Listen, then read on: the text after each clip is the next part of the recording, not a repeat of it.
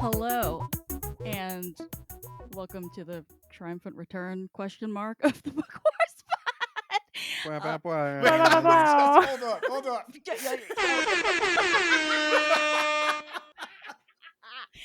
Oh God. Perfect. All right, that's a No wrap. notes. We're done. I know, right? See Really. you And next all of week. us finished reading like 5 minutes before we start recording, so you know it's all the usual here. This is episode 179. And we haven't recorded since August, I think. So that's special. But this month is the 7-year anniversary of us doing this crap, which we started because we were very, very sad during. Kate, I think it's 8 years. Is it 8 years? It is 8 years. Oh It's no, 8 I years. can't count. But you all knew that. Thanks. Yeah, we no, only celebrate it in orange years. correct. Yeah, no, we started this podcast back because we were depressed that Trump was president. Now everything old is new again. So here we are. They can't put a tariff on podcasts. Fuck. Do Chris, they know that? No, I don't know There's if a you've lot heard they don't this. know, Rana. No. Yeah, I'm That's, aware. yeah. I have No a lot way. of opinions about Oh my god. taxation routes in the galaxy, or taxing my the God, trade stop routes. it. True, Star Wars has Stop. never been so relevant. I'm so fucking upset. Guys, I don't know what you're talking about. Star Wars has never been political. Oh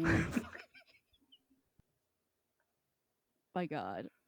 Wow. I was gonna read the title of the book we're talking about, and then Chris broke my brain as usual, so that's good. Thanks a lot. We are talking about Mission to Disaster by Justina Ireland, which is one of the middle grade books. We have a lot of feelings, which we will get into shortly. But first, folks, we would love to welcome our new producer, Devin, to the pod. Richard had to step back to deal with many important health things. Please send him good wishes. This poor man is dealing with a lot right now. But we are very happy to have Devin with us. Devin is a buddy of mine from grad school who is working on his PhD. I don't know if you have anything to say about yourself, so I can just, as I put you on the spot immediately. I don't know. I'm just vibing. Happy to be here. Really enjoying myself. Been, catching up on the pods. Been very fun. So yeah. Oh my gosh. This is probably There the you last go. time you're ever going to describe this podcast as fun, but welcome. Yeah, I was gonna say, famously, nobody has ever called this pod fun before. Oh my God. Also, soon to be Dr. Producer Devin. It's Let's- true. let's- Soon is true. a stretch, but I'm gunning for it. Yeah, it's true. It's true. But anytime you wanna, Devin is probably what the more horrible parts of the fandom would describe as a filthy casual. But that's we accept that about him. I did in fact read through the Wikipedia of this, and Hell yeah. I don't know what most of the words were, but it was like a fun read, and there were some cool words in there, and I'm excited to hear you all talk about yeet. That's gonna be nice. That is The star of the show. that's who was mentioned like Truly. 2 times. That is legitimately more than probably any producer has ever done on the show in the history of the show since Kristen decided to stop reading the book. So that's fucking awesome. Also, we have yet to watch either Skeleton Crew or Tales of the Underworld. Are we filthy casuals now? Jokes on you. I've always Yes. been one. Correct. I haven't watched Andor. I also have Which this. is a personal Christ, problem with Herb. you. I It's haven't very seen season gay. 2 I yet, don't to be understand what more fair. you want. I want to watch it. I just need to watch it. I feel like I need real brain space to watch it, so I'm waiting until I have That's real. a bunch of work stuff happen, and then once that's done, I'm gonna rewatch season 1 and then season 2. That's my That's excuse. understandable. I feel like I don't want to waste my brain watching it, and then be I like, just what keep happened? Rewatching The Pit instead, because that feels Oh, easier than watching a new show. I'm gonna mute myself. Damn, Rana has strong feelings about. Not about The Pit, but just seems like a really high stress show to be comfort. I don't know what to That's- tell you. That is burb for you though. So I think, whatever works for you works for you. oh my Cute. god. Fucking incredible. Also, definitely need to highlight whose cat stepped on their keyboard and started. I think that was Dude, probably Yeah, Tony. no, I was gonna call that out. Like, thanks to Tony for his contribution. Yes, of just 3 infinity. Yeah, I did put him into like the chat box before he could make too many damages, but Yep. apparently I was too late. That's okay. It was not the super important part of the outline. I just also want to highlight that I absolutely bullied Devin into doing this, and Rana helped. So It was my going away present. yes, I it's would true. like to point out that I am happy to be here. Like, this is He's not under duress that we're aware of. At least Listen, not in the you're 40 recording. Devin lives 40 minutes away from us, so like I could really just be like sat there, just like holding a knife to him in his kitchen right now. You could Just being like, drive. Devin. Aw. Just kidding. Devin's happy to be here. We're happy yes. he's here. For any law enforcement officers, number one, I wouldn't talk to you, but number two, Yeah, I'm like, Yeah, I was gonna say, what? don't, This please, podcast? please. I'm fine.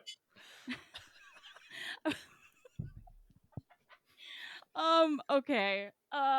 What are we all drinking today, if anything? I only have tea because I'm old and I'm about to like fall asleep. I've been like sleepy, I feel like, for like 2 weeks.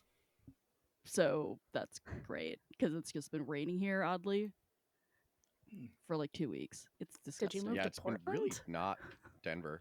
It's not. I came completely unprepared. I have no drink, so while the rest of you talk about what you're drinking, I'm going to go get one. Fuck you, Chris. All right, whatever. Rana, what we got? So I was going to say listeners may be aware, but I haven't been on the podcast since like 2022. So I think mid 2023.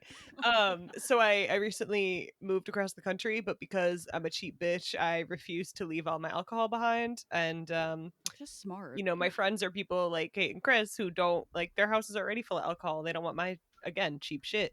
So I was able to fit into my pod, not this pod, but my moving pod. Words have many meanings. All of my alcohol, and so I am drinking a beer that was in my apartment that I put in a box. It still tastes great. Yeah. Also, my dog is trying to contribute. Hey, bud, any husky noises for the pod? No, damn. It's an Breckenridge Brewery Avalanche Amber Ale. It's pretty good. I was going to not drink on the podcast, and then I was like, it's the podcast. So it just says caramel malt body with a light hop character. It's good. It's very I don't know. I would almost think of it as a beer. That's all I can say. But it's delicious. Oh, did it pick up Argos's noise there? I heard a little thing. That was Argos, yeah. Okay. You're not drinking, bud. You're too young. All right, I'm going to mute while my dog talks. I might even take him out while you guys discuss what you're drinking. Burb. I made myself a little cocktail. Ooh. Blueberries are in season and on sale. So I made like a Moscow Mule, but with muddled blueberries along with the mint. Oh, that So sounds it's a nice really little nice. pink That beverage. sounds so good. You're so fancy over there. My God. I found a recipe online this weekend that was like, it's a champagne mule with blackberries. And I was like, blueberries are on sale. Let me go buy champagne, vodka, ginger beer, limes, mint, just to not use the champagne because I realized I don't have a good champagne stopper. But it's still good. I only made it several days after I bought everything for it. That's fine. That's fine. Not having a stopper is only a problem if you let it be a problem, Burb. I'm just saying. It's true. I'm getting too old to drink a whole bottle of champagne on I a was gonna random say Tuesday. we're getting a little like, old for bottles to the face at this point. So Have you looked outside? It's actually lovely out right now, but like in the world. oh my Have God. you been on Reddit? Yeah. I'm exclusively on Chihuahua Reddit. Thank you very much. Oh my God. All right. I just want you to know just for that I'm making you go last. Devin, what are you drinking? Damn. Fair. I've been trying to drink more water recently, so I've just Hell got yeah. some water from my tap. So I guess That shout is out so the healthy. municipal water supply. I don't know where we get our water from. I should look into that at Oh, I some can point. tell you. Where do you Oh, live? I live in Boulder. Probably, Oh, let me see. it's probably just the Boulder Reservoir, but Hell yeah. Let me I don't look know that where up. I that wonder. what feeds into that, Sorry, I work in water, kind of. Oh, which is hilarious. It's amazing. It's gonna take too long to figure it out, but I'm sure it's being treated very well. hell yeah. I hope that stays. Yeah. That'll be good. When the infrastructure weirdness. What, Chris? I was gonna make a fluoride RFK joke, but I'll stop. Fuck off. I am drinking a Tangerine Riot fruited IPA from Great Divide. It was left over last time we had people over, and I've been eyeing it. But I honestly almost never drink beer if we don't have people over. It's true. So yeah, now I'm doing it. I want to sip of that at some point. I'm also Thank you. drinking it out of a comically large Darth Vader, allegedly a koozie, but it's very clearly not a koozie that the Rockies gave out for Star Wars Day a couple years ago. It's like his entire head that the can fits into, and I have very large hands, and I have trouble holding on to this thing. Hmm. Does it keep your hand you- warm and your beer cold though? 'Cause that It sounds does. like a koozie. It does. I mean, it gets the job done. God. I wouldn't say it does so efficiently, but We'll take a picture for the gram. It seems like it's a lot. Yeah. I can't use those because yeah, it's so big. It's so large. Anyway, Rana's face.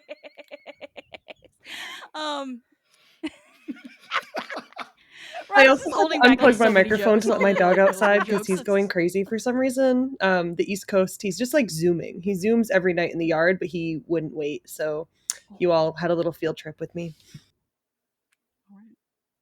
Yeah, Oh, yeah. I was just about to say, I was just like, are you outside right now? Is I am because my dog needs to shit and won't do it because he keeps running in circles. So I'm listening and just making faces rudely. Yeah, well, who among us, Rana?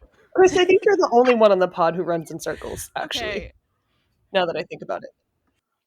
It's like I don't run. But exclusively before I shit, to be clear. That's the best time to run. Yeah. Yeah. Yes, please. Can we talk You know, about one Star thing I Wars love, instead, well, there were please? actually shit God, references in this Jesus. book, but Star Wars doesn't talk about shit that much. I appreciate it. Sometimes. Talks about fodder. Okay, wow. Before we talk about Star Wars, actually important things. So for this book, we are highlighting the Stop Ice Raids Alert Network, which is at stopice.net. Despite the .net, I swear to God, this is a real thing. So basically, what this is that people have built an online system so that they can put out blasts of emergency alerts for people to kind of crowdsource where ICE is. So you can basically either go on their website or text in and be like, ICE is in my neighborhood, and they will stick that on their website for public notice so that people know what's going on. They have a live feed going, which I think is really helpful because it's a hellscape, so that's cool. I think Argos is ready for his moment. Oh my No, God. actually, I'm so sorry. I didn't want to respond because we're talking about serious things. He's having a little bit of a zoomy inside, so I got him a milk bone. But anyway, He's Argo said outraged fuck ICE. by He's very clear. ICE's He's recent like when I got overreach pulled of- over when I yeah, first got into yes, the state. correct. And the police officer was like, is he gonna bite me? And I really wanted to be like, let's find out. But then I thought they might shoot me, so I didn't. I mean, at least Is he police gonna bite officers me? regularly Jesus shoot Christ. dogs, so at least he survived. That's true. Oh God, you're about wrong about that. So anyway, if you want to report ICE activity in your area, you can either go to stopice.net and just send it in yourself. You can also text report to 877-322-2299. That will also work. I'm pretty sure I read those numbers correctly. I have number dyslexia, so that's rough. But yeah, no, please, this is a resource. Please use it. It's purposefully a website and not an app, so that if the cops yoink your phone, you don't necessarily have to have a record of it on there. So that's yep. All right, Star Wars. Definitely not cop shit, famously. No, we're talking about the Jedi being cop shit. Fucking Stellan. I hate that guy. I hate that guy. All right, Was so he even in this? No. no, Okay, I I was still like, I don't I remember hate him that. always, we just Verb. we just hate My that guy. hatred burns with the fire of a Just for the smoldering record. Anakin. Can you? You're just on one. This is what happens when Chris doesn't podcast for like 6 months. He just turns into whatever this is. Or he makes like horrible dad jokes to me, and then I'm just like, and then I just don't laugh, and it's not gratifying for him. So that's cool. That's actually why Kate has been so insistent on restarting the pod. It's so that I have an outlet that's not just her. Hmm. I respect that. Hmm.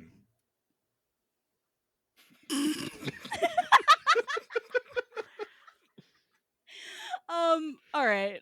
So this is a theme that we've been discussing ongoing with the High Republic, but since we are diving back in after a long hiatus, let's talk about it again. Especially because it's a kind of like a train of thought that Imri has throughout the book about just like what is a Jedi and what do Jedi do with attachment and feelings and what is the role of the Order. So we'll start big picture. Yeah, this poor child has many concerns about the role of the Jedi and their relationship to and use within the Republic. So when and where are we before we get into it? Because that's High important. Actually. Republic. Thanks. Nailed it. That's both a place and a time. Correct. This is very true. Yeah, so we're like, I would say, several months after the last High Republic book that we read, which was Out of the Shadows, I want to say, also by Justina Ireland, if I recall correctly. Yes. Um, and so they talked about how like Mari Santeca died at the end of that book. Vern is kind of like trying to figure that shit out because she gave a secret hyperspace path. Um, so yeah, Vern just continues to be a very troubled 17-year-old with a lot of responsibility. 18-year-old. 18-year-old. She now. says she's 18. You're right. 19? 18. 18. Okay, I can't hear. Which one is Famously. 18? I wasn't paying attention. Burn. Okay. Thank you. But yeah, that's pretty much it. So I would also say we're roughly a year after the whole High Republic series started with the Great Disaster. Which is when? Say it's been a big year. Yeah, no. When the ship exploded in hyperspace and pieces just started flying out of flying out of space and hitting planets. That was fun. Yeah, a lot of people died. But it was cool. I mean, it was cool and also fucking awful. Like I remember, like, listen, I love playing with hyperspace physics. Yes. Do I like it when like my non-existent like beings in a place that doesn't exist also die? Not really. That feels bad. You are not going to enjoy our next book then. Yeah, I know what happens. It's fine. Anyway. So we're also after the Valor Republic Fair, which was that big terrorist attack that the Nile did that made everybody real mad and then try to wipe them out. So the Nile theoretically are gone, or so people think they are. They're actually in hiding. So we're kind of in a lull where the Jedi have assisted in trying to get rid of this threat, and they have been acting as like the Republic's rent-a-cops basically at this point. Not only are they doing relief efforts, but they're also going into battle, doing a lot of intelligence work and stuff like that.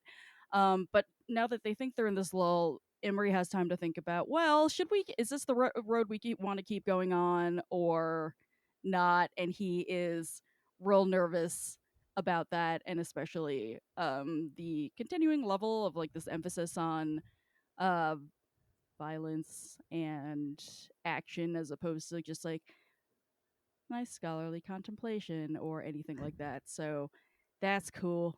To be fair, he's very correct to be worried about this. Oh, yeah. For obvious reasons known as Star Wars. And I think it's like really interesting that his like main first of all, he's a feelings Jedi, which exists. And he's like, what if we don't kill people? Which great point, my guy. I have some bad news for you. Welcome to Rent a Cop Inc. This is your life now, buddy. Great. Incredible. He's very soft. I like him. I know. He's just like he's highly sensitive Jedi. Yeah, and that's a great point, Burb, that uh he is like his special Jedi power is that he has big feelings. Um because like we're not in the prequel era of like, do you have feelings? No, you don't. Thanks, Yoda. But um we but you do still see a little bit of this tension with him of like, is he allowed to be having these feelings that he can't control? And like even more than like a regular teenager can't control their feelings. Like he is dealing with his own feelings and everybody else's feelings, and like kind of struggling to figure that out, what to do with that and how to reconcile that with being a Jedi. And you see that a little bit with like when he's on Starlight and trying to figure stuff out with Avar and with the security people. Like he like has like various thoughts and he kind of keeps them to himself because he's like, I don't know that I'm supposed to be like sensing people's feelings like this. And so it's definitely like some tension there that uh, makes him kind of a weird fit for the Jedi Order still. I mean, to be fair, that's also kind of with him a privacy issue. Imri's actually selling all your personal data. At least he's learned not to tell people what to feel most of the time. I mean, he still does it a little bit, but it's better than in the earlier books where he was like, "You're sad? No. No, you're not sad." Love that there's a whole talk about consent in there, about people's emotions. Mhm. Fascinating. Yes. Star Yeah. Wars never change. Yeah, no, it is interesting. Another thing that's interesting about this book is we've basically reunited the cast of the first High Republic book that we read. Second, what fucking ever. That was also Justina Ireland writing a middle grade book. Path of Courage, right? yes. So yeah, no, seeing the gang a year later and how they've changed and grown and been and feel deeply troubled is interesting. Um, the other thing I was like really noticing for me is that like so we get to Dalna and we visit the Jedi in the temple outpost there, and these are folks who kind of specialize in more of the soft scholarly, we are here to study the archives and understand the local culture and the whatever fucking plate tectonic shit going on the planet, which becomes very relevant later, obviously. But it's a lot less of like I think what people generally think of when they think about Jedi, especially like most people's basis of knowledge is the Skywalker saga, and um even in the prequels or the Clone Wars, there's a lot of emphasis on like lightsaber training and battle training and all this other shit.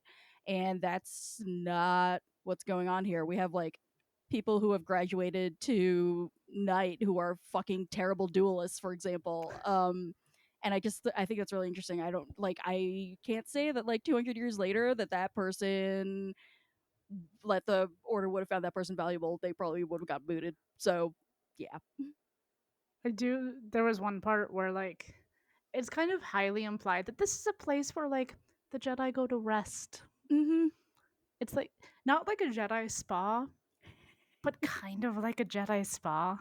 It's like, oh, we have all these rooms to meditate. Maybe when we're done with this mission, like Emery's thinking about, oh, I'll ask Vernestra if we can like go to one of these somewhere else. And we can get away for a couple weeks and like meditate and reset. Jedi Sabbatical.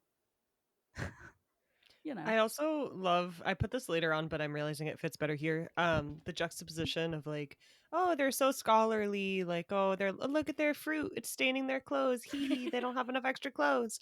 Um, then also we find out there's like some weird shit in the history of this planet with the Jedi, and I don't know if I just missed what actually happened.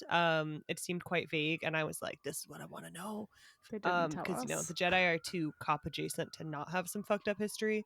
So I found it really interesting to think of that perspective of like, sometimes when the Jedi come into the story, they're very moral and this and that, and there's often like just no mention of history and how they got their power. And so I really want to see a short story or a book or some sort of context of like, what's the background here, what happened. I just found that really interesting.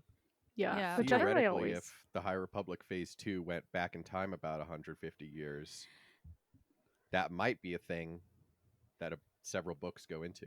Just throwing that out there. Oh my freaking god. It certainly felt like a seed that was waiting to sprout. Oh like yeah, there's for more sure. to that for sure. And it also we'll talk about the evil scientist lady also in a hot second, but the fact that she also participated in this battle that went horribly wrong, like they were layering for sure some crap that happened where Was she things in went terribly this What? battle that is referenced as like the Jedi conflict with the She wasn't part of Plan- that, but she was part of a different civil different one, war okay. where yeah? basically there was just a hell of a lot of collateral damage, and she thought that was neat because She sure did. yeah, And because she got to kill so many people, correct. she was basically like, I got to have these cool weapons, so why would I go to an academic university? I'm sorry, I can't talk. Academic institution after.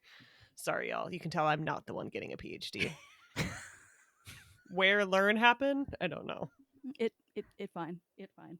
No one on the spot knows how to read, speak, or do anything relevant to anything. To having a podcast for sure. It's yeah, exactly correct. 8 years, y'all. All right. So zooming in also a little bit, Imri's also thinking a lot about attachment versus what's a normal friendship, what is forbidden by the Jedi. And we know that by the time we get to the prequel era, it's like no friends, no family, do nothing, just be, I don't know, a rock with no feelings, and that would be ideal for fucking war crimes Yoda. It's just to have nothing, just do nothing at all, be an empty vessel. And I'm like, that's not healthy or good. Burb, you told me you had many things to say about this, so I'm gonna just let you go. My strong opinions are mostly on the latter parts of the outline, but I don't know if I have much to say about this, but it's just like it is interesting to see that the Jedi like are all befriending these people in the places they work, which like having friends is good objectively for your health. I'm sure it helps Jedi shit be easier because I don't know. Don't ask me about regulating feelings. I can't tell you a goddamn thing. But there's like a lot of like I don't know. I feel like they're getting like too close to people. Mm-hmm. And I don't want to be like pro Jedi no attachments. But a lot of what we've seen again, maybe I'm projecting. I did not say it the first time, so there's no again, but it's fine. Um there's a lot of like homoerotic stuff in the High Republic as a whole. True. Homoerotic in general, and also just like these friendships are getting a little too charged. No, but like I see what you're saying though, because towards that point, we're getting to a point where it's like, Imri's like ruminating on this and being like, that we're just friends. I'm not attached, and I'm just like, how long do we have to read this over and over again before it's like you're trying to convince yourself that that's still true, kind of thing. And also I was kind of like looking side eyeing a little bit for Nestra at the end of this book, where Avar asks her to join this mission to hopefully like route the Nile for good, and the thoughts she she's thinking about her friends who've been affected by the Nile mostly, and not necessarily like all of the people that died in the Great Disaster or at the Republic Fair. And it feels like revenge It's for big her. personal revenge coded for Yeah. sure. Which Famously is, not the Jedi way. and I think we do see them address, or we see Justina Ireland address it in this book, like when they get to the name of the planet, Donna. Donna, and they're like, "Hey, can you guys stay and help us out with this?" Or like, "We need to stay and help out with this." Right. We do see Vernestra like work through those feelings about I'm really out on this mission to like save my friend, but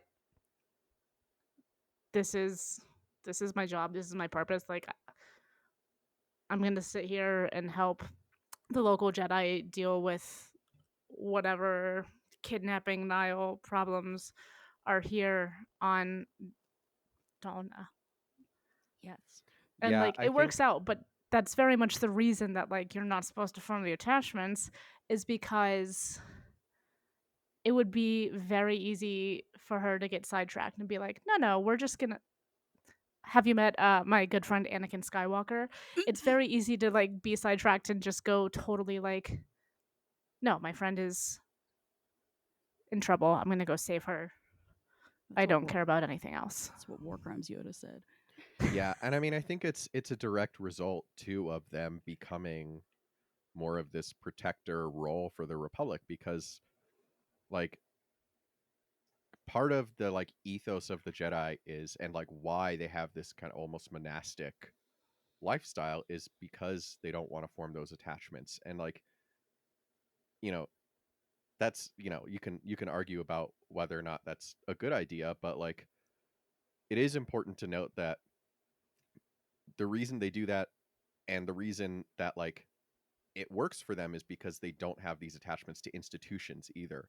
And some Jedi, thanks Stellan, um, God. like have just made it sure that they jump in, you know, all the way into having these relationships with both individuals and institutions that they now need to carry around with them. And so they're not thinking about like necessarily what is the best thing for the galaxy. They're thinking about, I have feelings about what was done to people that I care about, what was done to Valo, other planets, to Donna now. And it's really coming up very quickly that there are going to be a lot of conflicts about, why are we doing this? Are we doing this because it is what the Force is telling us to, or are we doing this because we want to, because we have these personal attachments? We're And actually doing it because Stellan wants to be on the holonet again. that's exactly why we're fucking doing it. Stellan wants a shiny badge.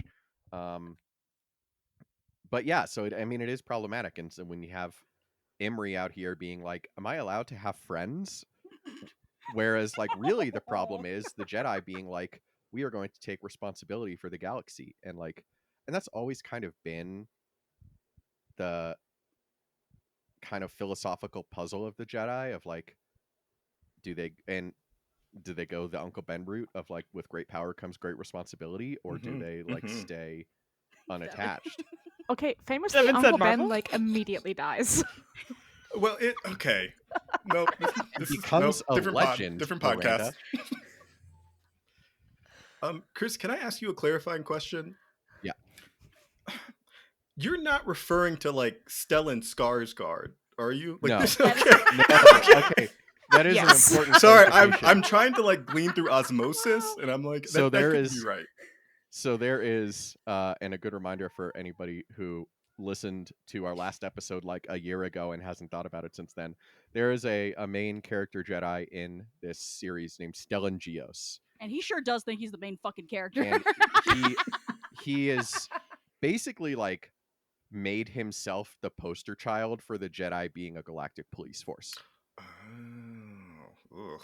I do love the mental image though of everyone just being like "fuck Stellan Skarsgård" like casually in these books. Like even though he seems like a lovely person, like I just love the idea that everyone is just like all these like meta references from the authors of like "fuck Stellan Skarsgård." And notably, not like in universe fuck Luthen from Andor. Right, exactly, Fuck Stellan separate, very Skarsgård. separate. Oh, is he in Andor? Wait, are you Burb? I haven't seen it. You didn't see season 1? I watched saw- I watched like 2 or 3.5 episodes. Yeah, and He was in them. all over him. What year did that shit come out? I don't remember. Oh, my 2022. God. That was a long time ago. What It the wasn't. fuck? He was also in Thor. Correct. And Dune, And like a And lot of Chernobyl. movies. a lot of things. And I if didn't he's even not watch in it, one of his Chernobyl. children is. So I'm sorry, wait, Burb, of all people, you haven't watched fucking Chernobyl? I know. whoa. What? I know. For I those who know. don't know, Burb is like a serial I don't know what the word is, but like very interested in Russia, did like her degree Russophile? on Russia. I was gonna Russophile, I was thank gonna you. say Russophile. I don't know. but I'm was making like, it up. Is that too strong a word to use these days? I don't fucking know. It's not a word I feel comfortable using these days, Yeah, but I right, did right. study Fair, Russian in that's fair. college, Burb and I prefers did Putin focus file. on it in my degree. She's got like shirtless Putin on a bear or whatever the fuck hanging Yeah. in the room I mean, listen, who among us? because she's a big fat lesbian. I was gonna say the only shirtless man that Miranda wants to see is Putin. Yeah. Going back to what we were talking about with friendship and attachment, although maybe Burb considers her attachment to Putin. I was thinking a lot of like kind of what gets at the core of this is this moment where Imri thinks like that's not attachment, that's just being a good person. Mhm. And I remember reading that and being like, oh, this poor kid. Like, you're gonna have a rough life. You got a lot to balance here. But also I can't help but wonder, given his like emotional tie-ins to the force, like literally his empathy being his force, whatever the hell. I'm tired. It's late. He majored in empathy and the Force. Mhm. Right, exactly. So because of that, I wonder if it's like you can't relationship building is so emotions based that I really wonder if it's like harder for him to turn that off, because Mhm. how is he supposed to not have attachments when he is like a walking magnet to all feelings? I know. I don't know. Poor kid. I know. He needs a therapist. He's a and a yes, hobby. Yes, he's a poor baby, and also probably doesn't help that he is now part of the Selling Geos disaster lineage. So that's good. One last note about that. Is anybody else just like side-eyeing Vernestra anytime she's on the page after watching The Acolyte? Because I sure fucking am. Yes. Oh my god, I just keep never mind. Let me keep my thoughts to not be You're gonna mean, become a but- lying lie face who lies. Argos? Yeah. Sorry, Argos just ran over to me and he looked scared. I think something fell over. Don't get mad at me. Or he saw a mouse. Could be a mouse. Burb, we know Was you she haven't in watched The that? Acolyte. Vern is in it. Okay. Yes, Wait, you did Okay. like Oh my God. 200 odd year Miranda, old do you Vern is in own it. a computer? You should assume that Burb has not watched anything. Anything. Like, Like up to and including the films. Yes. If we're being honest. I here. have watched all the films, and you know that. No, but have you seen the horrible fucking Clone Wars movie? Yes. The animated one. Oh my! With the I have. fucking Because when Kristen turned me onto the Clone Wars, I watched the first episode and was like, "What the fuck is this?" yeah, fair enough. And so Listen, I that's had to. I gonna don't remember become anything required about it, but I viewing. have seen it. It's going to become required viewing when we have Stinky the Hut as portrayed by Jeremy Allen White in the Filoni movie next year. Oh, I'm God. not joking for anybody who doesn't know about that. I had absolutely forgotten What? about that. Because what?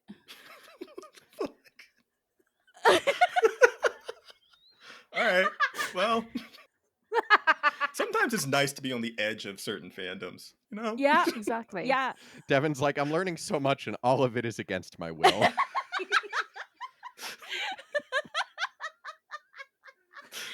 I just Yep. They can't, one day we will be less like unangry enough to articulately discuss The Acolyte and what happened with that show. But today's not that fucking day, y'all. Fun fact, Now I'm I'm so behind sad. on my Star Wars reading because they canceled The Acolyte, and I was like, I need to be done with Star Wars for a minute. Yeah, we literally were like, y'all, should we still have a pod? Yeah. Like, I watched more of that than I did of Andor. Maybe oh. one of those Okay. episodes was like the one with the fire was really emotional and it was too much and I had to step away. I had very good intentions about watching that. Wait, but then how did you not know that Vernestra was in the Acolyte? That was also on a long time ago. It was like okay. 8 months ago. Don't worry about it. Strong Kristen representation in the pod still. She's the Portland in reason the I'm here. I house. don't know what to tell you. Oh my god. Jeez Louise. What the fuck were we talking about?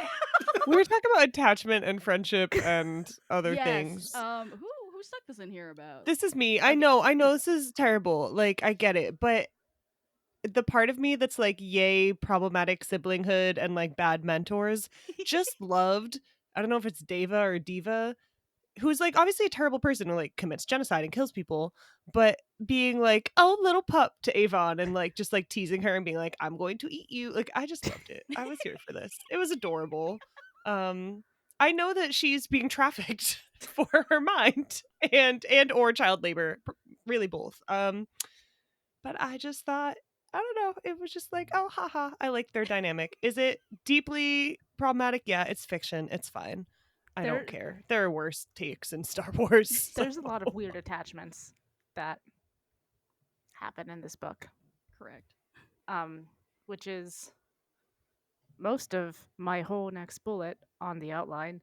I have a lot of real gross feelings about this book. Yeah, fair enough. Hey, Um, what if you scooted closer to the mic? Me? Yeah, you.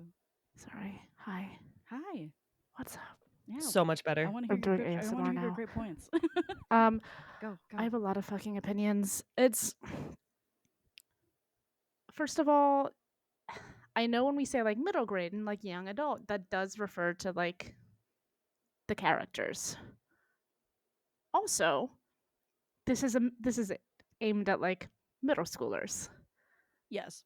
This is not a long book. It's not an intellectually challenging book. It is deeply fucked. This is like, would I have read this as a middle schooler if it were about like not Star Wars because I didn't care about Star Wars 20 years ago? Maybe. But there is so much shit happening. The whole plot is like, we're just kidnapping children. Yeah. We're gonna either make them into child soldiers, we're gonna work them in the fields, or like, hey, we found this one. She's smart. Let's have her make weapons. Mm-hmm. Yes. Yes. I hear you. I will say two things. One, as a native, like, I think as a kid I was just like, kids get, this sad shit. But I will say, aren't the Jedi also kidnapping children? But They're in a different absolutely way? kidnapping children. Like, isn't that a whole thing That's true. that happens in this universe with babies and small children? Famously, the Jedi are not actually good. Right. Yes. Yeah, no, that's But I don't disagree. It's heavy. Sorry, Kate, go ahead. no. I think all of that is fair enough. And also, I mean, the debate on like what appropriateness, I guess, in terms of reading material is a thing that will probably go on and on and on forever. In terms of just various age groups, but like it's interesting to me that like this is that child slavery is a topic that we're exploring in a middle grade book, because like I remember when the Hunger Games came out, like the books first came out, and there's a lot of deeply fucked up shit happens in there. We talk about you know war and just kids murdering each other and all this other horrible stuff, and it's like quite graphic, honestly, when it comes to just how these kids die, and people were very perturbed by that. And now I feel like that's been so normalized in YA that like you can pop out books about just like teenage serial killers and nobody blinks an eye, sort of thing. So yeah, I don't know, it's interesting what is like kind of like quote unquote allowed to be tackled for these various age groups in terms of like subject material. As we, yeah, I think as in some ways the world gets a lot more complicated, and also as we learn more about childhood development and how much kids understand, it's like, you know, uh, no, not really an opinion for me, but just like kind of just like a point of interest that I've been thinking about a lot as we've been like reading these books specifically. So I do feel like the amount of harm that happens, at least in terms of the POV characters, like for Avon, I'm not trying to be like, oh, whatever, it's not that bad. But for childhood abduction stories, the amount of harm is not that bad. Like, in the sense that like it's horrible, obviously, but like in terms of graphic explanations of like violence or other forms of assault and harm that happen, like we don't, to me, it was kind of like, oh, she's knocked out. Now she wakes up. Oh, someone like, oh, will they hurt her? But they don't actually end up hurt. Like all of that sort of thing, which I'm not saying makes it any less traumatic and horrifying, but I think means that like if I were a child reading this book, it would be a little less like, oh, I can't sleep at night because of this. I also think that like in some mid-grade media, they almost glorify the process, and I think Justina Ireland was pretty careful not to. Like I can see a lot of places of like, oh, the when the Nile are like having their little parties, or when she sees the kids in the dining hall or whatever, the mess hall. I think there are a lot of places where it could have gotten messy and been portrayed in a way that I would be like, oh, is this like kind of like, ooh, my cool escape from life? But it definitely, which like when I was a kid and reading like a lot of media, there was a lot of things like that of like, oh my god, I read this really like fucked up book about like a girl who joins a gang. I don't know why this was a book, but because it you're was. Rana. It was a book. I got it at Borders. I was gonna bring up like kind of to what you were saying, Rana. It's all deeply traumatic. Like nothing good is happening to these kids, but I do think, no matter how much I'm like, this is wildly dark for children, I do think that the level of badness, for lack of a better word, that is shown is like probably age appropriate. Yeah. Specifically, I've been thinking about these books. There was like this series of books that I was reading like at 10 years old, and they were like historical fiction books. And it'd be like kids like from different eras, and I cannot remember the name of the series or any of the books, but there was one that was like they got into dark stuff. There was one that was literally this kid in like World War II America who lived on the West Coast and was sent to a Japanese internment camp, and like it glossed over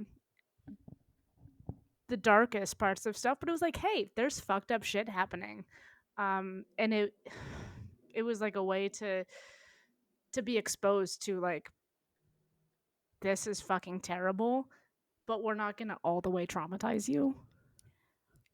In many ways, I feel. Oh, sorry, Kate. Go ahead. No, finish and then I'll.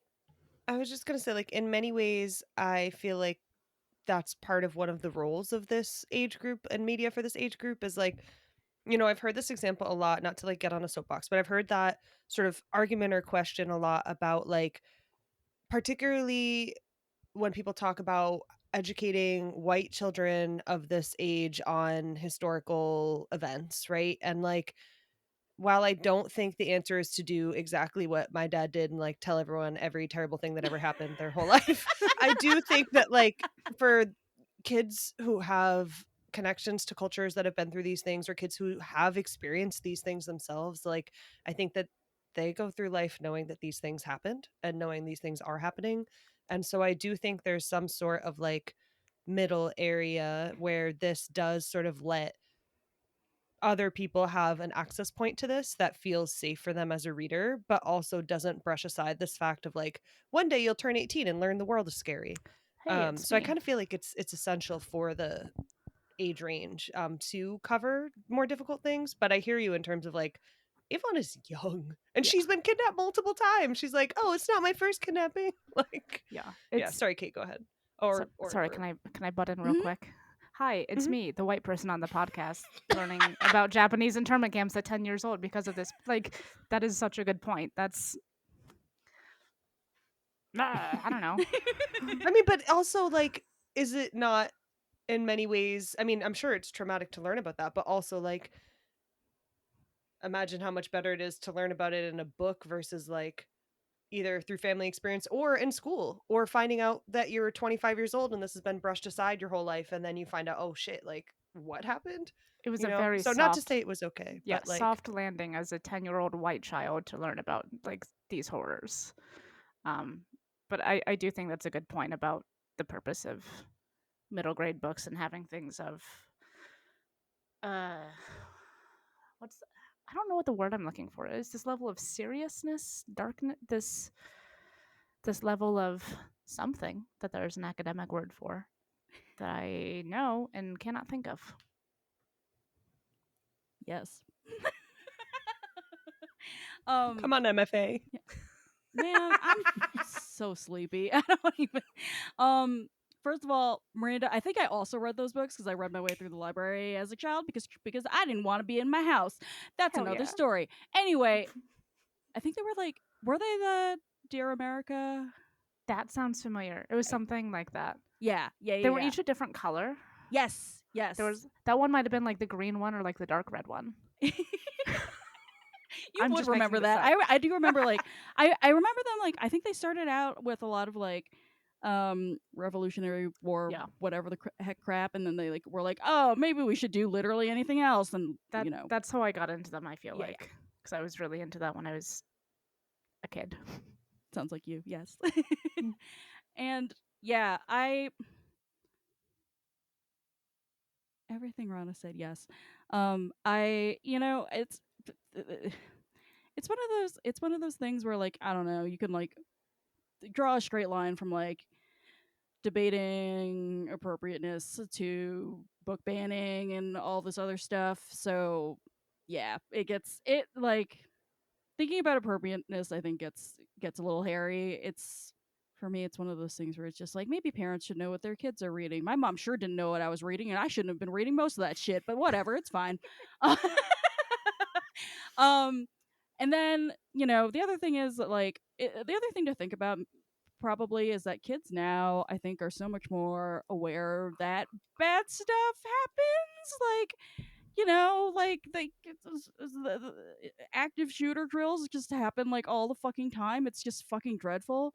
So it's not like they don't know that horrible stuff happens. And then the other thing too I think for this book specifically is that while no like terrible physical harm comes to Avon, as we've said, there is a strong suggestion that very horrible things are physically happening to the other kids. And like, it's the kind of thing where like, Chris and I are watching The Simpsons because Chris has never seen The Simpsons because he's a bad person.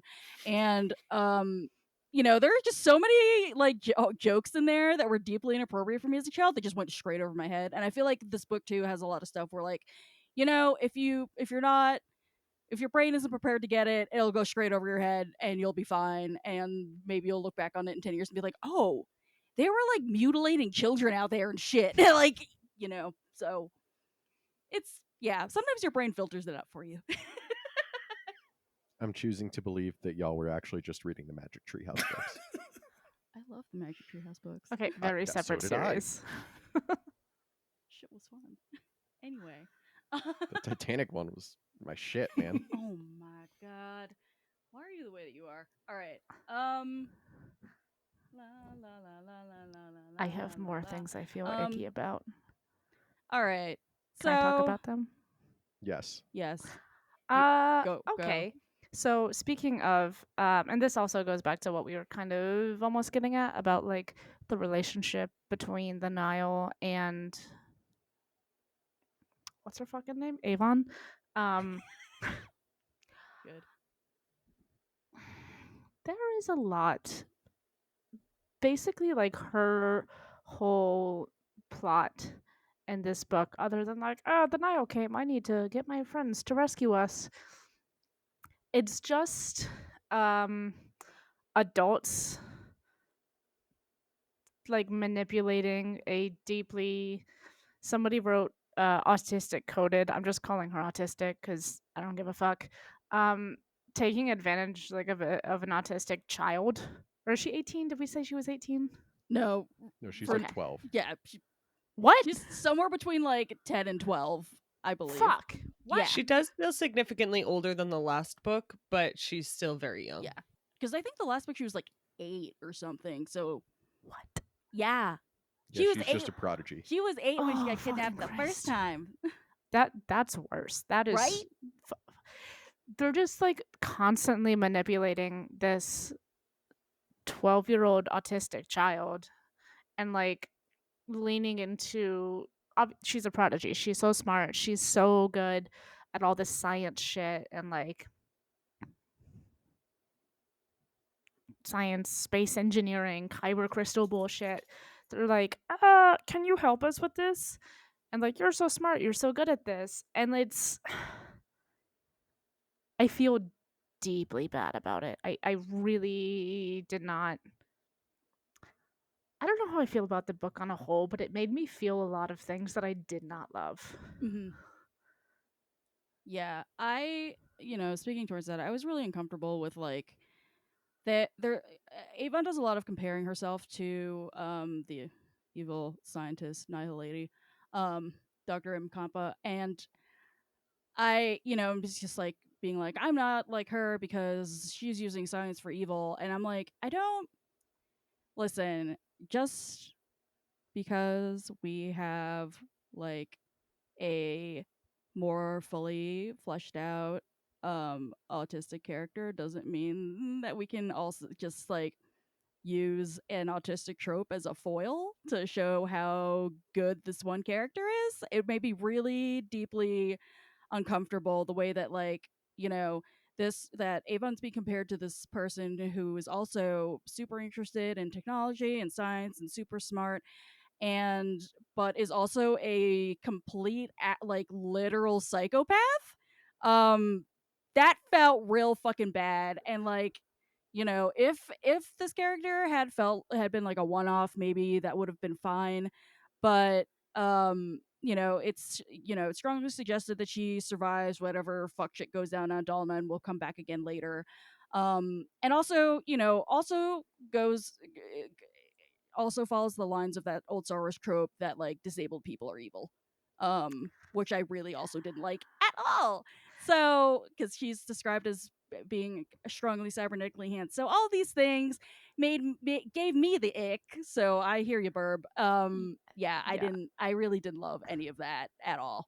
Yeah, and it's tempered a bit by like, we do get all of that text that's like, oh, I'm not like her, and like she's trying to like kind of fuck up whatever the work is that she's doing. She's like putting the flaw, big Death Star vibes like into whatever she's doing to the kyber crystals or the regular whatever kind of crystals. Yes. But it's still very much like, hello, small child. You're so smart. Come do this work. It's just like, oh, it's gross and abusive. And It's also as made to feel like a reward for her. Like you're better than these grunts who are not smart. So you get rewarded with making weapons of mass destruction. and she kind of is, again, it's tempered by her being like, I don't know about that, but the way that they do it is so specifically like, hey, come check out this cool science shit. Don't worry about the implications, don't worry about anything else. um it makes me personally deeply uncomfortable, um as an autistic person, because like at 12 years old I would have fucking done that. I don't Mhm. feel good about that, but like I was fucking 12 years old. I don't have like that's the thing, that like her being a child, the way they're manipulating her is terrible, because she obviously is nowhere near having like a fully developed brain. She knows right from wrong. She's obviously like trying to be on the side of the good. She knows the Jedi are going to help. She's going to try to help out, or not help out, but like she's going to try to preemptively um prevent the worst from happening. But it's like, hello, Yes. you're so smart. Here's this very special interest of yours. Don't worry about it. And like she does kind of be like, okay, well, actually, here's this, and this. Like, I'll fuck it up, but like honestly, this is very interesting and cool. Let's go. Yeah, I definitely hear you on that. I think one thing that I would bring up is that like I do feel like that is a fair I feel like that's a very common characteristic of like middle grade and young adult literature is this like kind of coming of age realization that like the biggest difference between the good guys and the baddies is like the choice to not be bad and the choice to be good instead. And I feel like one thing that we did see in this book is like Avon learning that like her actions do have a little more consequences because we have in previous books seen her have this just very pure intellectual curiosity about things that I think is very like childlike, which is fair because she is a child. And this kind of question of consequences and what I do has larger ramifications is is a lesson that she is kind of learning for the first time, like when she and Imri have that kind of heart to heart at the end where Avon realizes that like, hey, if I hadn't just kind of stolen Imri's kyber crystal, Donna would still be a planet. Um and so like I definitely hear you, Burb, about like the autism coding and all that, and I also just want to add to that that I do think that that's a that morality question and the kind of discovering of morals for young people is very much a characteristic of these kind of books that, you know, I I I saw some of that in here as well. Yes, and we're not having a problem with that. We're having a problem with the context around it.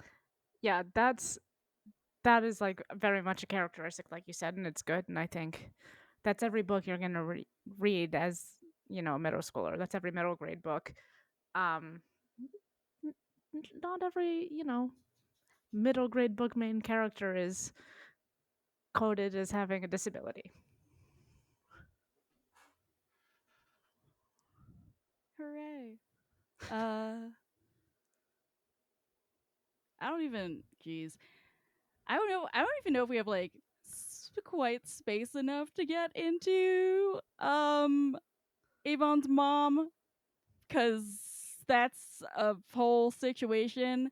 I feel, you know, her being strongly suggested to be working with the Nile, I feel like is somehow I get the weird feeling that's going to come up again, so we can probably dive into that at a later point. But like Avon's awareness of it, like that's got to feel real bad, and I feel terrible for this child. Also, the fact that I recognized that when I was reading, bad sign, terrible sign. I famously have no reading comprehension. I do, speaking of tropes, I do love the trope of how do you know this information I didn't tell you? That That is is that is one of my favorite ways to determine who's a bad guy. that's a solid trope. I'll take that for sure. But yeah. That lady's got a lot of things going on. Yes. We've been alluding a lot to Delnuk getting exploded. I'm just like, what is with the Jedi Order and like dealing with entire planets getting destroyed and shit? Blow the whole thing up. It's fine. Attacking one more minute at a time. What? Oh my god, stop. Wow, that took me like 5 seconds too long. I'm so upset with you now. You have nothing to say for yourself, do you? I don't feel I need to say anything for myself. What the fuck is wrong with you, I man? feel like that joke spoke for itself. I just... I got you, Chris. Thank you. Thank you, Devin. Thank you, Devin. Don't encourage... Where did we get this one? I've never heard that don't before. know. I've also I think we haven't heard it, but I love it being used sarcastically. I'm just trying to be supportive. Okay. Are we comfortable doing a few wrap up things before we get going for this book? All right. Can I say two things just because Yeah. I want my points to get in? Yeah. One, again, deeply queer book in a way I don't like. All of I'm projecting. Most of the women, specifically the villains, were giving me queer vibes. I would agree. We love the gays, but not in this sense. Also, I'm losing my mind at the fact that like the last quarter of the book, there's a whole ass man-made climate crisis. Not them making like planetary like Pompeii shit happening, and Just I love to boop, breathe boop, in the boop. ashes of my house burning down from lava and shit. Oh It look, did make me wonder how small this planet is, though, it's small. because like the entire planet needs to evacuate. Right. Like They said okay. there's only like 1 million people there. Yes. But I mean, that's for population. But I guess they all live in like one island. Yeah, they were saying whole that it was a planet? just like physically a small planet, but then my fucking brain goes to then how does the gravity work there? And then I have to stop. I have to stop. They got like halfway across the continent in like 2 days on space turtles. Fast turtles, but space turtles. Yes. You look like you had something to say, Chris. Oh. I don't know. Oh wow, okay. Now you have nothing to say. Now you have nothing to First time say. for everything. He says, I Fucking don't know this anything guy, about am I man-made right? climate disasters. I So think the only heavy-handed thing I I would could say is catch like, it. to be fair, like volcanic chain reaction, like that can pretty easily become like a whole ass global problem. Well, yeah. If it's like if the entire yeah. planet is one big volcanic chain, which is how they're describing, like Anakin did do that 2 times. 2 Yep. canonically. Yeah, y'all are right. I don't know why I was like, it's a small planet because it's fake in space. Still So counts. It still also counts. like volcanoes. Which is why I had to stop because I'm like, this is not real. This is Gravity- Jess's honorary mention on the pod for Yes. volcanoes. Exactly. Friend of the pod, Jess Shataro, loves a beautiful town. The only thing I'll say about the, implied queer representation is that like I agree with you, Miranda, in the microcosm of this book. Like across the entire High Republic universe, I feel like it's that all of that is more well rounded. But I take your point that this is a book aimed toward middle graders, and maybe let's think about how certain people are portrayed. So yeah, Happy hear that. Pride. It's almost Pride. It's fine. Almost. All right, just small things. The names in this book were fucking just like I had to put the book down several times, like legitimately. Like I was just like, this motherfucker's legitimately named Heat. And I can't deal with that. And also the vice president being named Hack Rack Bep was The most Star Wars ass name. I to know ever that Star was even Wars. worse for me though, because I legitimately was just like giggling like a child, which again, middle grade book, but I was just like Hack Rack Bep like the entire time. of the Donna Beps. Anyway, it's fine. Donna like Beps would be a great band name. that's true. Well, This is who's not calling necessarily it? criticism, but I just this is just to say that I fucking died. My only 2 random things were, one, every time, because they said it so many fucking times that I was like, this is getting annoying. They have a ship named Wishful Thinking, and I understand it is a phrase, or not a phrase, but whatever the hell, how words work. Mhm. But I also kept wondering if it was a nod to Carrie Fisher's Wishful Drinking autobiography, hadn't- where she talks a lot about her experience in Star Wars, because they just kept like, why can't they just say the ship? They just kept saying Wishful Thinking over and over and over again. So every time I would go like, is that about that? And then also I just love, like in true Star Wars fashion, how they're like, Vernestra cannot fly a ship. She's done too much damage. But by the way, Imri, you can just experiment and strap your ship to the most expensive ship in the galaxy love and it. another He ship really and said, just see what happens in hyperspace. I let's love- take this entire space station and just go to right, the let's planet. just find out. I just literally like okay, so Star Wars has for so long very purposefully avoided talking about how hyperspace works. And the fact that like, the everybody who was working on the High Republic was just like, it'd be fun to fuck with, let's run with it. Like that they lassoed an entire fucking space station and dragged it through hyperspace is fucking incredible. And also the little illustration of it. I was just like, this is the best. Like this is so stupid, Wait, the which is books exactly have where it's supposed to be. illustrations?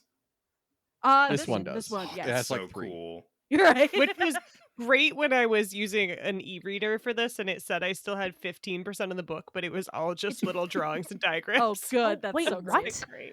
Oh, I hit 85% in the last line, and then it was like 5:30, and I had to go.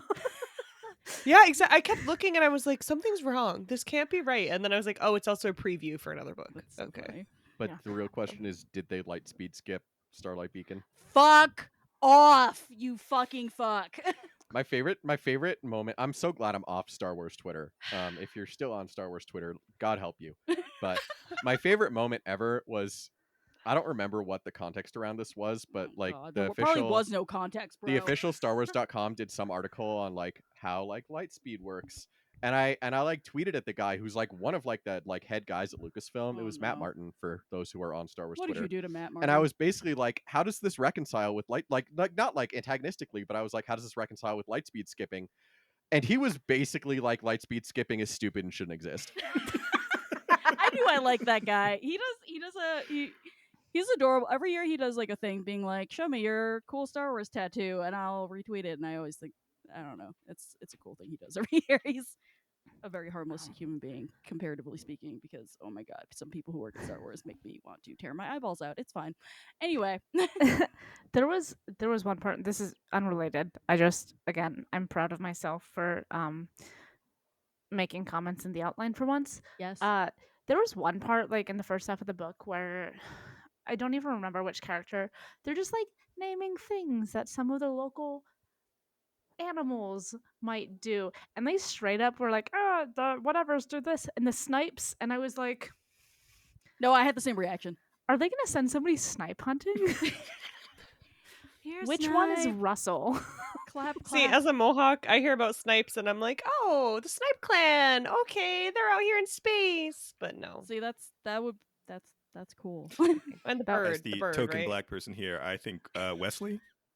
I love all of you very much. This is the most fun association game. I like That's true. this. We should all do a breakdown. Like, first word association, snipe. Like, what do you say? Listen, I also That would be a fun Patreon thing. People just submit words. Yes. And we Oh my give our god, first that would be response. amazing. Actually, listen, I also thought Snipe, Russell, my sad Boy Scout Asian bro. Anywho, I think that brings us. I think to Emery the- would be Russell. Oh yeah, it's 100% Emery. For- I don't oh, think that's yeah. even a debate. Yeah. All right, I think Maybe it's Honesty Weft. Fucking. Yo, that name. I couldn't read that the whole time. It's a I was bad- so mad about it. Listen, Justina Ireland has some hits and some misses when it comes to it's naming. no head crack. I'll It's tell you definitely what. giving like J.D. no Vance hack memoir. Oh my fucking god! All right, are we? Is that? I think that's everything. Christopher. All right. Thank you for listening to the triumphant return of the Book Wars pod. Next episode, we are going to be jumping into The Falling Star by Claudia Gray. Always Emotional just damage. a fun romp when Claudia Gray is involved. We are, just so folks know, we're actually going to be, instead of Lightspeed skipping around like we usually Fuck do, off. we are going to be focusing a little bit more on High Republic for the foreseeable future. So if you want to get ahead on books, just look up what comes next in the High Republic. We're going to be reading The Falling Star through chapter 11 if you want to read with us. In the meantime, if you have the means, first and foremost, please donate to Stop Ice Raid's alert network at stopice.net. Promise it's a real site. It's definitely not a scam. It's not. And second, if you do that and God help you want to support us, you can donate to the Tashi Station Radio Patreon. It helps us cover our hosting and production costs at patreon.com/Tashi Station. We have a new, is it new anymore? It's No. been like solidly a year. We have a $2 tier. The $1 tier gets you access to the Tashi Station Radio Patreon Slack. And the $2 tier lets you watch me and Kate fuck around playing video games and streaming. Kate is playing Last of Us Part 2. I'm Again. finally Again. attempting to play Outlaws. We'll see how long that lasts. Elden Ring Night Rain comes out next week, so, you know. In the meantime, you can also give us coffee at ko-fi.com/bookwarspod. There are so many ways to give us your hard-earned money. And I like how we still just like have not updated the outline for the outro of like, it used to be like, we'll give pictures of all of the pets, but now it's just like a list of the pets with no caption next to it. So please give We'll us post coffee. pictures of the pets. There's no Sub note, context. Argos, Orca, Flix, Merly, Tony. Special new editions, blue and magenta. To be clear, we will not sell you the dogs / animals for your contribution. Certainly not for $5 Sorry. on coffee. If you want Flix, we can talk about a price. Our theme song is Whiz Bang by Poddington Bear. Our logo and artwork are by Joe Butera. Design. The look on Kate's face right now. This poor empty-headed child. I just And our audio and production are done by producer Devin Keys. Thank you so much for listening to episode 179 of the Book Wars Pod. From all of us, appalled Kate, Rana, Miranda, Devin, I'm Chris, and we'll talk to you next week soon. I don't know how often we're going to be recording, but we're going to be recording, so that's happening. End pod. literally, what the fuck is wrong with you, bro?